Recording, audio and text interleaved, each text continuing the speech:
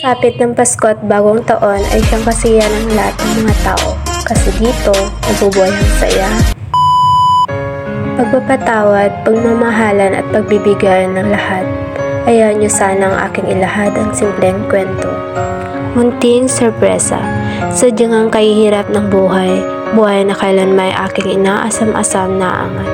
Pero ang tanong, angat pa kaya? Think positive ika nga nila. Samat-saring saya ang aking nadarama, tila ba'y ako'y nagagalak. Nagagalak sapagkat kahit papano'y may munting sorpresa.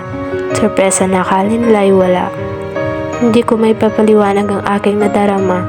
Nadarama na mayroong saya at lungkot.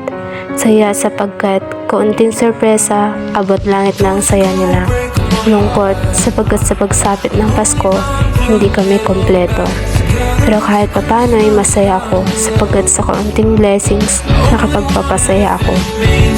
Nakakalungkot nga lang sapagkat sa pagsapit ng bagong taon, panibagong taon na naman ang naidadagdag sa edad ng aking mga magulang. Naway makasama pa namin sila ng matagal.